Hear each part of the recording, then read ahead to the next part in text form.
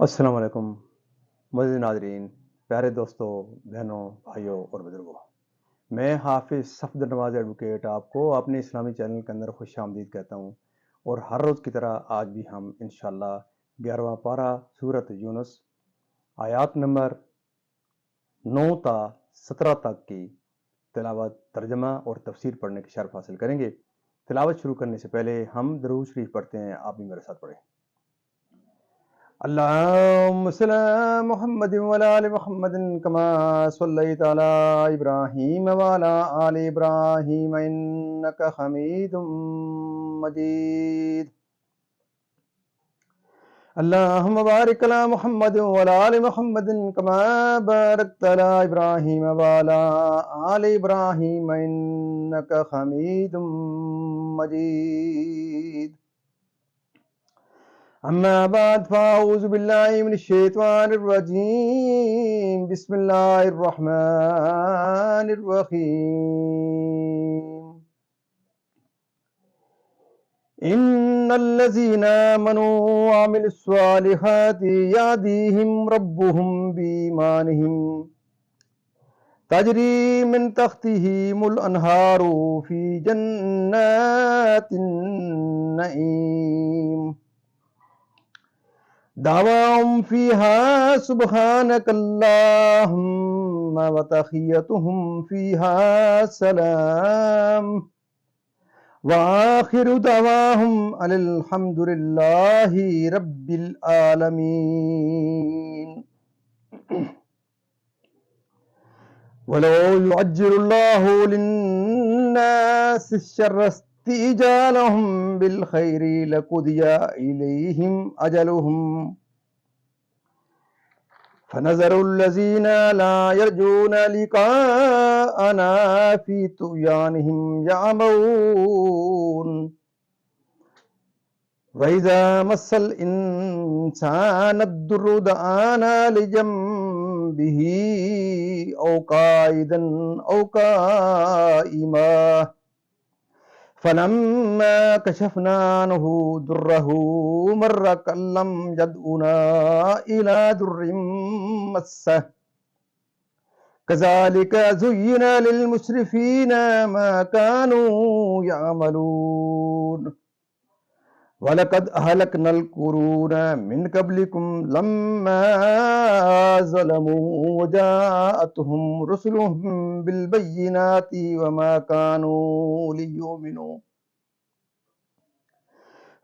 كانوا ليؤمنوا كذلك نجزي القوم المجرمين. ثم جعلناكم خلائف في الأرض من بعدهم لننظر كيف تعملون.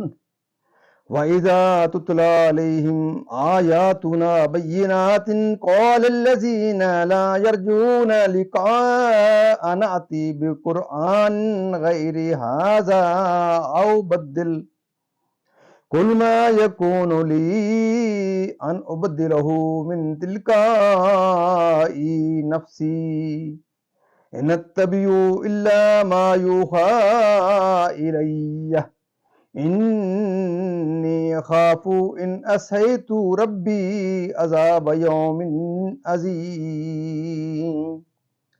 قل لو شاء الله ما تلوته عليكم ولا أدراكم به فقد لبثت فيكم أمورا من قبله أفلا تعقلون. فمن أظلم ممن افترى على الله كذبا أو كذب بآياته إنه لا يفلح المجرمون. صدق اللہ العظیم. ترجمہ: بے شک جو ایمان لائے اور اچھے کام کیے ان کا رب ان کے ایمان کے سبب انہیں راہ دے گا، ان کے نیچے نہریں بہتی ہوں گی نعمت کے باغوں میں. ان کی دعا اس میں یہ ہوگی کہ اللہ تجھے پاکی ہے، اور ان کے ملتے وقت خوشی کا پہلا بول سلام ہے، اور ان کی دعا کا خاتمہ یہ ہے کہ سب خوبیوں سراہا اللہ جو رب ہے سارے جہان کا۔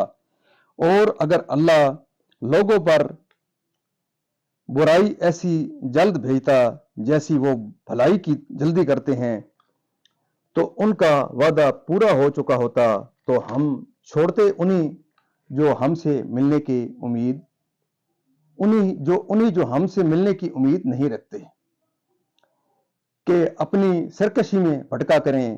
اور جب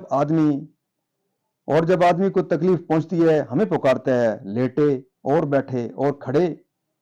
پھر جب ہم اس کی تکلیف دور کر دیتے ہیں، چل دیتا ہے، گویا کبھی کسی تکلیف کے پہنچنے پر ہمیں پکارا ہی نہ تھا۔ یوں ہی بھلے کر دکھائے ہیں حد سے بڑھنے والوں کو ان کے کام، اور بے شک ہم نے تم سے پہلی سنگتیں یعنی کہ قومیں ہلاک فرما دی جب وہ حد سے بڑھے، اور ان کے رسول ان کے پاس روشن دلیلیں لے کر آئے، اور وہ ایسے تھے ہی نہیں کہ ایمان لاتے۔ ہم یوں ہی بدلہ دیتے ہیں مجرموں کو۔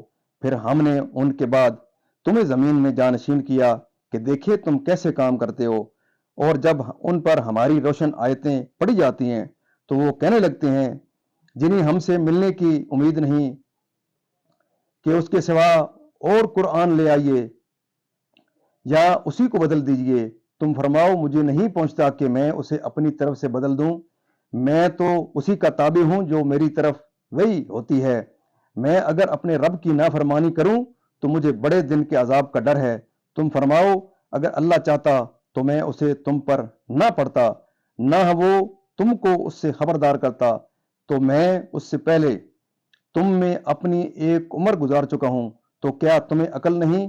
تو اس سے بڑھ کر ظالم کون جو اللہ پر جھوٹ باندھے یا اس کی آیتیں جھٹلائے؟ بے شک مجرموں کا بھلا نہ ہوگا۔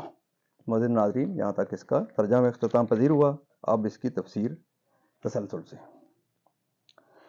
یعنی اہل جنت اللہ تعالیٰ کی تسبیح، تحمید و تقدیس میں مشغول رہیں گے، اور اس کے ذکر سے انہیں فرحت و سرور اور انتہا درجے کی لذت حاصل ہوگی۔ سبحان اللہ۔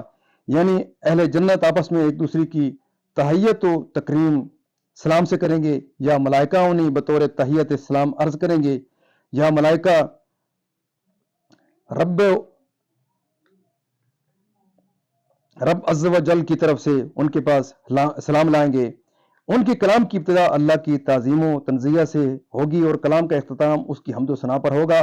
یعنی اگر اللہ تعالیٰ لوگوں کی بد دعائیں جیسے کہ وہ غضب کے وقت اپنے لیے اور اپنے اہل اولاد و مال کے لیے کرتے ہیں اور کہتے ہیں ہم ہلاک ہو جائیں، خدا ہمیں غارت کرے، برباد کرے، اور ایسے کلمے ہی اپنی اولاد و اقارب کے لیے کہہ گزرتے ہیں، جیسے ہندی میں کوسنا کہتے ہیں، اگر وہ دعا ایسی جلدی قبول کر لی جاتی جیسے جلدی وہ دعائے خیر کے قبول ہونے میں چاہتے ہیں، تو ان لوگوں کا خاتمہ ہو چکا ہوتا اور وہ کب کے ہلاک ہو گئے ہوتے۔ لیکن اللہ تبارک و تعالیٰ اپنے کرم سے دعائے خیر قبول فرمانے میں جلدی کرتا ہے، دعائے بد کے قبول میں نہیں، یا یہ اس کی رحمت ہے۔ شان نزول نضر بن حارث نے کہا تھا، یا رب یہ دین اسلام اگر تیرے نزدیک حق ہے تو ہمارے اوپر آسمان سے پتھر برسا۔ اس پر یہ آیت کریمہ نازل ہوئی اور بتایا گیا کہ اگر اللہ تعالیٰ کافروں کے لیے عذاب میں جلدی فرماتا، جیسا کہ ان کے لیے مال و اولاد وغیرہ دنیا کی بھلائی دینے میں جلدی فرمائی، تو وہ سب ہلاک ہو چکے ہوتے، اور ہم انہیں مہلت دیتے ہیں اور ان کے عذاب میں جلدی نہیں فرماتے۔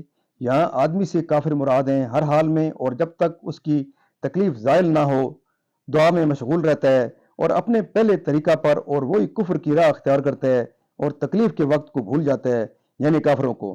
مقصد یہ ہے کہ انسان بلا کے وقت بہت ہی بے صبرا ہے اور راحت کے وقت نہایت ناشکرا۔ جب تکلیف پہنچتی ہے تو کھڑے بیٹھے لیٹے ہر حال میں دعا کرتا ہے، جب اللہ تکلیف دور کر دے تو شکر بجا نہیں لاتا اور اپنی حالت سابقہ کی طرف لوٹ جاتا ہے۔ یہ حال غافل کا ہے، مومن عاقل کا حال اس کے خلاف ہے۔ وہ مصیبت و بلا پر صبر کرتا ہے، راحت و آسائش میں شکر کرتا ہے۔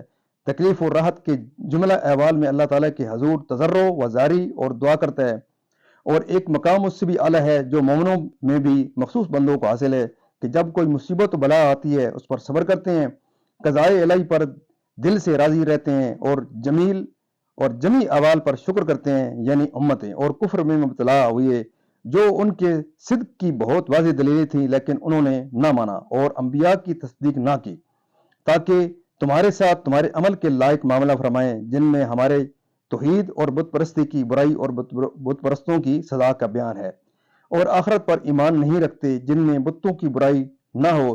شان نزول: کفار کی ایک جماعت نے نبی کریم صلی اللہ علیہ وسلم کی خدمت میں حاضر ہو کر کہا کہ اگر آپ چاہتے ہیں کہ ہم آپ پر ایمان لے آئیں تو آپ اس قرآن کے سوا دوسرا قرآن لائیے جس میں لات و عزا، منات وغیرہ بتوں کی برائی اور ان کی عبادت چھوڑنے کا حکم نہ ہو، اور اگر اللہ ایسا قرآن نازل نہ کرے تو آپ اپنی طرف سے بنا لیجئے یا اسی قرآن کو بدل کر ہماری مرضی کے مطابق کر دیجئے تو ہم ایمان لے آئیں گے۔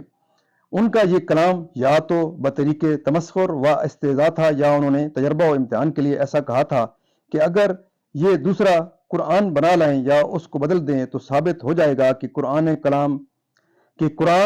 کلام ربانی نہیں ہے۔ اللہ تعالی نے اپنے حبیب صلی اللہ علیہ وسلم کو حکم دیا کہ اس کا یہ جواب دیں جو آیت میں مذکور ہوتا ہے، میں اس میں کوئی تغیر و تبدیل، کمی بیشی نہیں کر سکتا، یہ میرا کلام نہیں، کلام الہی ہے، یا اس کی کتاب کے احکام کو بدلوں اور دوسرا قرآن بنانا انسان کی مقدرت ہی سے باہر ہے، اور خلق کا اس سے عاجز ہونا خوب ظاہر ہو چکا، یعنی اس کی تلاوت محض اللہ کی مرضی سے ہے۔ اور 40 سال تم میں رہا ہوں، اس زمانے میں تمہارے پاس کچھ نہیں لایا اور میں نے تمہیں کچھ نہیں سنایا، تم نے میرے احوال کا خوب مشاہدہ کیا ہے، میں نے کسی سے ایک حرف نہیں پڑھا، کسی کتاب کا مطالعہ نہیں کیا۔ اس کے بعد یہ کتاب عظیم لایا جس کے حضور ہر ایک کلام فصیح، پست اور بے حقیقت ہو گیا۔ اس کتاب میں نفیس علوم ہے، اصول و فروع کا بیان ہے، احکام و آداب میں مکارم اخلاق کی تعلیم ہے، غیبی خبریں ہیں۔ اس کی فصاحت و بلاغت نے ملک بھر کے فصحاء و بلغاء کو عاجز